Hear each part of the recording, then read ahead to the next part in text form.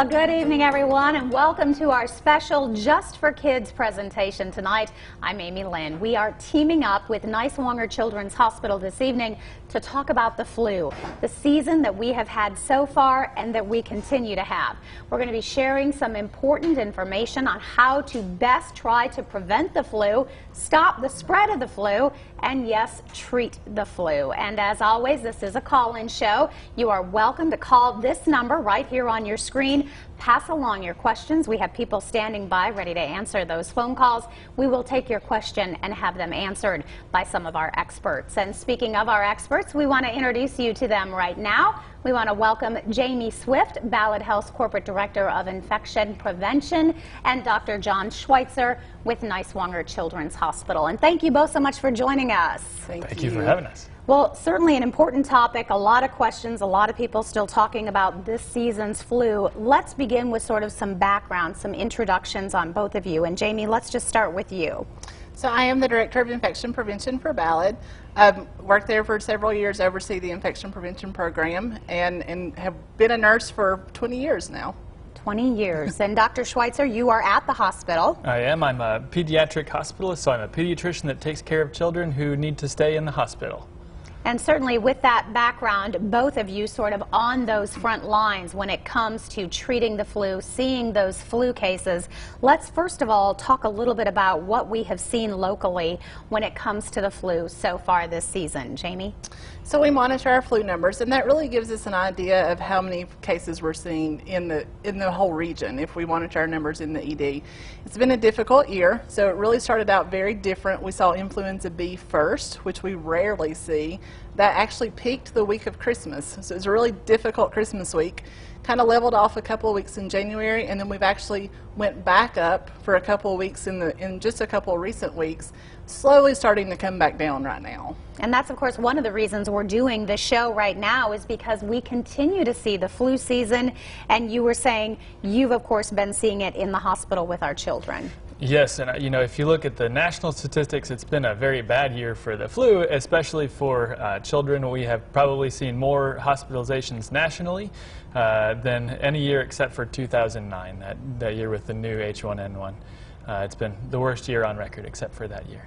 Why do you think that is, as you're looking at the numbers? And, you know, we talked a little bit about the B strain hitting first, then we talked about A strain coming in, and so certainly getting a lot of education, too, when it comes to the flu. You know, and it's very hard to say exactly why. Some years it's worse than others. You know, there are a lot of possible reasons. When you're making a flu vaccine, you're trying to predict what the future is going to be. And some years it's hard to know exactly how the flu is going to change throughout that year. And we actually saw both strains very early, and that's usually not what we see. Usually there's one strain, then we'll kind of see B come in and pick up in about January. And this year I've seen influenza A and B circulating for the entire season. Where do you think we are now in relation to the flu season? I mean, are we finally getting over? We're still seeing and people saying if you didn't get the vaccine, it's not too late. Certainly still get that prevention.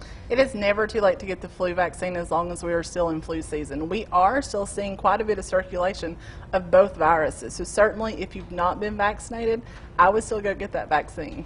Okay, and we do want to mention that, again, this is a call-in show. We're going to leave that number up there, right there on your screen. So if you have questions, go ahead and call that number right now. Our operators are standing by, ready to take your questions, and we're going to continue to just kind of talk about the flu. One of the things that we want to talk about is just differentiating between is it the flu or is it that other stuff that just keeps going around that we can't seem to get rid of, the coughing and the sneezing and the, you know, the chest stuff that is also running rampant? Absolutely. I mean, there's, you know, in the winter there's always tons of illnesses, and so we really kind of defer to our physicians to figure out what's going on and treat appropriately, so he can certainly speak to that. Yes, absolutely. And there are so many viruses that go around, especially in the wintertime, even in the summertime too. And many of them cause a lot of uncomfortable symptoms. A lot of cough, a lot of fever, a lot of cold, a lot of runny nose and feeling bad.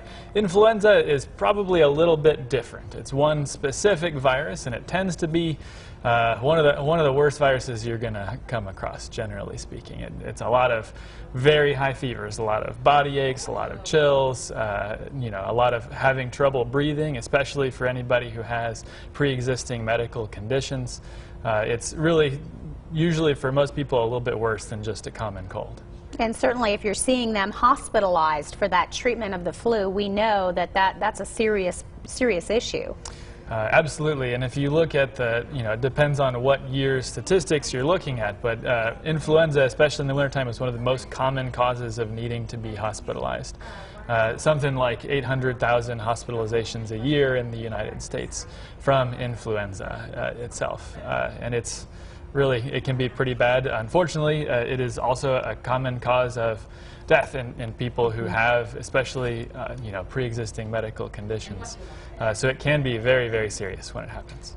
And Jamie, we were talking about the spread, of course, and saw it a lot in our schools, saw a lot of school systems actually shut down as they really tried to get in there and clean, and you know, it's so hard. But there are some things too that we can do. Let's talk a little bit about protecting ourselves, protecting our families, stopping that spread if we can, some things we can do. Yeah, so obviously one of the first things I'm always going to say is wash your hands, and that's for any virus, bacterial illness. Washing your hands does so much good, and wash your hands often. People sometimes forget to go wash their hands, so just be aware.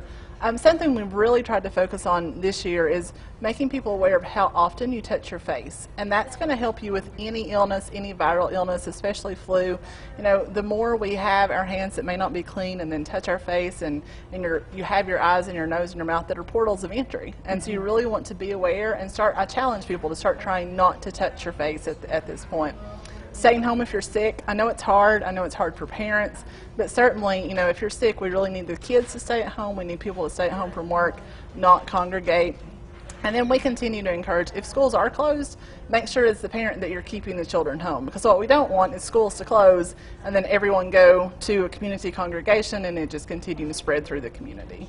Yeah, and seeing how important that is, that we take those steps when it comes to trying to contain it. You mentioned keeping your kids home when you do have those signs and symptoms, and we actually have a great resource that you guys came up with, and it really spells that out, you know, when to keep your child home from school, when it could just be that little nasty cold that's going around that, you know, is going to last 3 to 4 weeks, and then really importantly too, doctor, when to go ahead and call that doctor and get them in. So some other tips for when we might want to know that that case is actually elevated. Yeah, absolutely. And you know, one of the things to keep in mind is that influenza itself is a little different than the regular colds because there are things that you can do about it. And so it is important to try to figure out if that is what's going on, if that's what is causing your symptoms. Again, I would watch out especially for things like high fevers, feeling a lot worse than you normally do when you get a cold, having trouble keeping fluids down, having any sort of trouble breathing or anything like that. It would be very important to get in touch with your physician. That hydration is pretty key, isn't it? Absolutely, and that's one of the most common reasons that we take care of kids in the hospital with influenza is that you know, it's just sometimes so hard to keep up with keeping the fluids down and getting enough of them in terms of what you need.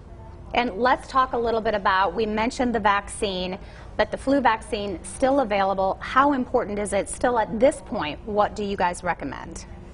Certainly recommend getting your vaccine, you know, 6 months and up, unless there's a medical contraindication that your doctor has told you that you shouldn't have the flu vaccine. Everyone 6 months and older should really get that vaccine. We never know. We think our numbers are going down right now and they're trending down a little bit. We literally never know what can happen. So in the next week or two, we may jump right back up. So certainly we will always say it is never too late to get your vaccine. And another fun fact about the flu vaccine is that it's not just one vaccine, it's against 4 different strains of the flu. So even if you've already had the flu this year, we still recommend getting your flu vaccine because there are 3 other ones that it can protect you from. And you could just be lucky enough to pick up another one, right? You don't want to pick those other 3 up. And we see how quickly it spreads, whether it's schools, whether it's offices, churches. I mean, it goes so fast.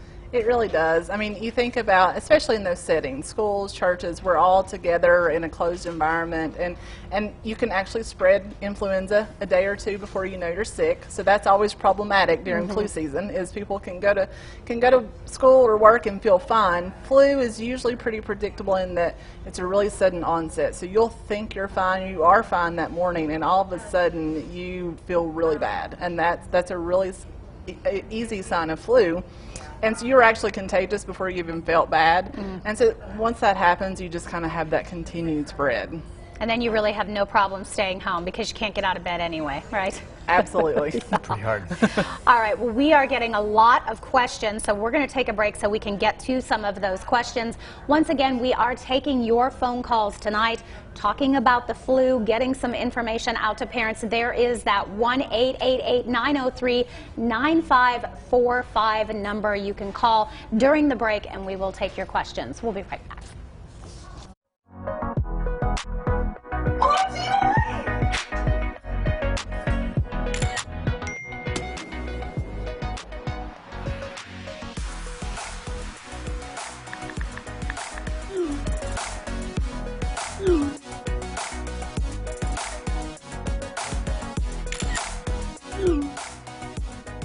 Get your flu shot today from your pediatrician or the nearest Ballad Health Urgent Care.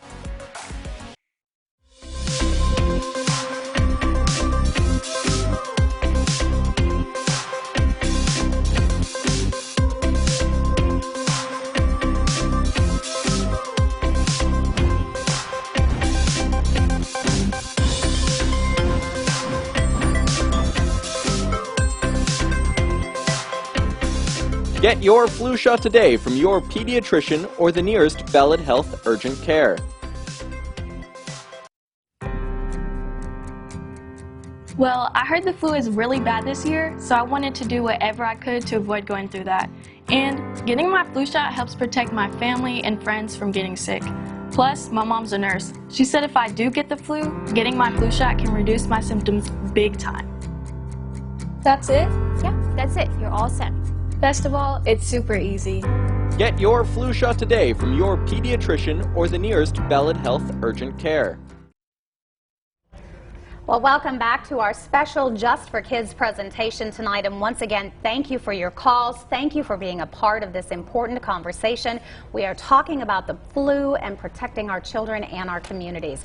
We want to once again introduce our guests tonight and thank them for their time. We have Jamie Swift, Ballad Health's Corporate Director of Infection Prevention, and Dr. John Schweitzer with Niswonger Children's Hospital. And again, thank you guys both for joining us tonight. Thank you. A lot of interest in this topic, and certainly a lot of information, and we're just going to kind of take them as they come in, so we may kind of go all over the place here, but we've already gotten some questions, which we kind of figured that we would, on the coronavirus. We heard the CDC, of course, make the announcement today that it's probably a matter of time. So one of the questions is, let's talk about the coronavirus. Is it coming this way, and what do you think, and how are you guys preparing? So we'll head over here, Jamie. So we are closely monitoring the coronavirus situation. Obviously, you know, it is spreading across the world. CDC is saying that we should expect cases, and so we're preparing as a health system. We have plans in place and protocols in place to identify any patient who come in who may be at risk. But it's really time for families and our community to start thinking, not to panic, but to prepare. And so you can do preparation without panic.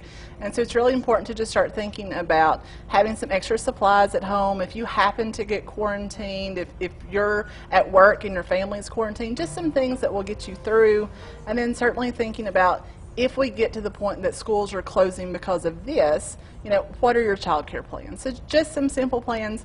Start thinking through, start talking to your family, but it is not time to panic.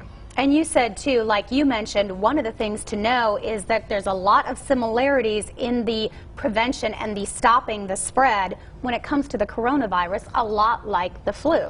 Absolutely. They are both viral illnesses. So whatever you do for flu prevention, you can do for a coronavirus if it makes it to our area. So certainly, you know, social distancing, not being in crowds, avoiding sick people, staying home if you're sick, washing your hands, keeping the clean environment, and not touching your face. I mean, all of those things are going to help keep you healthy. All right. Anything you would like to add as we're talking about this subject. I would say that was a great answer. Yeah, and certainly, like you said, not to panic, but to make those preparations. Absolutely. All right, well, we'll continue to field those calls too as they come in. Are the doctors working on a booster for the flu vaccine to build up your immune system? What have they been doing as far as, I guess, making that part of the children's regular vaccinations? Yeah, absolutely. So, you know, it's a really good question. We actually do recommend that everyone get a flu shot every year, unless you have a medical reason that you've been told by your doctor not to get it.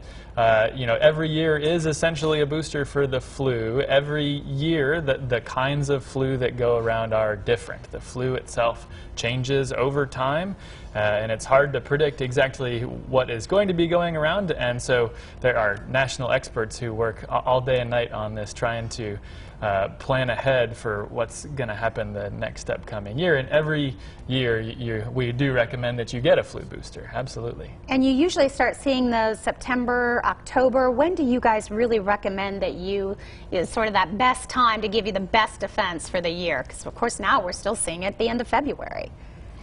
So a flu vaccine is good for the season. So really that September, October window is kind of the best, but certainly November, December, January, February, it's never too late as long as you're in flu season. And if try early in the season, it does take a couple of weeks to build that immunity. So if you can get it early in the season, it's really highly recommended. So you're not going to run out of it. You're not. Your body's going to continue to fight it off. Yes. Okay. And this one, can a child have strep throat and flu B at the same time? So talking about that B strain, we were talking about sort of the differences between the two. Yes, absolutely. You know, they're two different kinds of infections, but absolutely. We see kids, unfortunately, all the time who have more than one infection at a time. Sometimes it's strep and flu. Sometimes it's flu and other viruses. But absolutely, you can have both at the same time. That's probably going to be a pretty rough week. Yeah, so taking multiple approaches too, I'm sure, at treating both of those. Yes, and sometimes telling the difference between those things is actually very challenging, and that's what you pay your primary care provider and the emergency department for. That's how they you know, help people, is, you know, trying to tell the difference between all the many things that can cause different infections. Okay, our next viewer question has a 12-year-old granddaughter diagnosed with the type A flu, but then a half a week later, another fever, then she was diagnosed with A and B and strep throat. Got all three. We were talking about a rough week. Definitely a rough week. Yes, I'm so sorry that happened to whoever this was. Said, how likely is that? How is that common that you would see all three? It's like a triple whammy. You know, in my personal experience, it's relatively uncommon to see someone get 3 different strains of the flu in the same season, but it is definitely possible. That's why they try to pick the 4 most common kinds of influenza that's going to be going around that year. That's why we give you 4 vaccines at once with the flu vaccine, is to hopefully prevent as many as possible. Okay. And the next one is talking about, we talked about the different strains, A and B. This one is asking to sort of identify, what does that mean that there are 2 different ones, the difference sort of between the 2? So to the patient, it doesn't really mean that much, because influenza is influenza and you're going to feel like you have the flu. The different strains are literally just different strains of the same virus. So, you know, sometimes that can clue your provider in. We know B can sometimes be a little more difficult in children, so they're certainly going to watch those children closer. H3N2, so one of the strains of A, we know can cause severe illness in our elderly. So it really just helps your provider and your medical community kind of know what to expect and what to prepare for.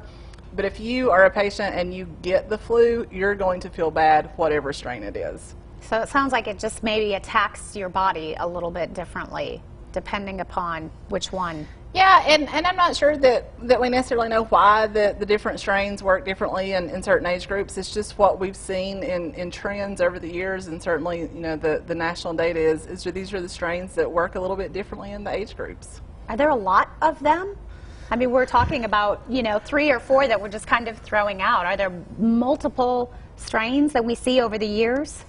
There are, and even one given strain will slowly mutate over time to sort of turn into new strains. Sadly, influenza is a very smart virus, unfortunately, and yes, there are many kinds of influenza. A and B are just sort of a big family of influenza together. If it happens to you, they both really stink. But you know, in terms of the symptoms that you get, as Jamie was saying, that they're both about as bad as each other if you get one of them. Okay, and this one, talking about the flu shot, does it really help, or does it just help certain people? What if you're just a healthy middle-aged person? It really does help, and we really need everyone 6 months and older to get that vaccine. Even in years that you may hear that it's not a good match, what we know from the vaccine is that if you're vaccinated and you get the flu, which can happen, then it will most likely keep you out of the hospital. So what we see from the flu vaccine, it is not 100% preventable, but we do know that the majority of people who have vaccines don't end up in the hospital with severe complications. And we've seen that even within families. You'll have the flu run its course among everyone in the family, and those who had the vaccine may have gotten it, but it was a lot quicker and a lot less painful than maybe somebody who did not. Yeah, and we remind people, and it's not just for you, so if you are that young, healthy adult and you think, I don't need the flu vaccine, you know, you also think of those people who can't be vaccinated. So our cancer patients who may be undergoing chemo, patients who can't get the flu vaccine, the more of us that are vaccinated around them, we help protect those patients as well. Very good point. All right. This is one of those funny places where, you know, we really put our money where our mouth is. You know, if you look at the national statistics, something like 97% of doctors and 98% of nurses get a flu vaccine every year. So this is not something that we're saying, do this and not doing it ourselves. So we're all doing it. You're leading by example. All right, with that, we're going to take a quick break. Again, we are taking your phone calls. We have a few minutes left. If you have a question that you would like asked to one of our experts, you can call that number right there on your screen. We have people standing by. We also have a lot of other questions to get to, so we're going to do that coming up right after the break.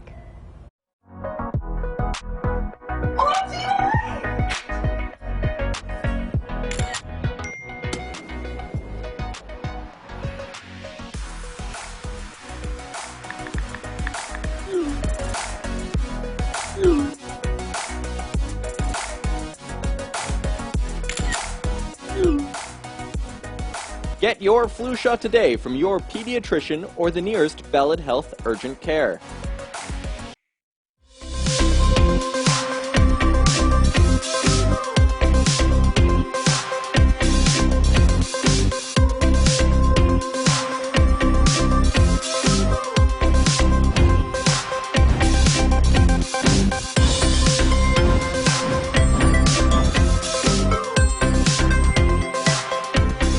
Get your flu shot today from your pediatrician or the nearest Ballad Health Urgent Care.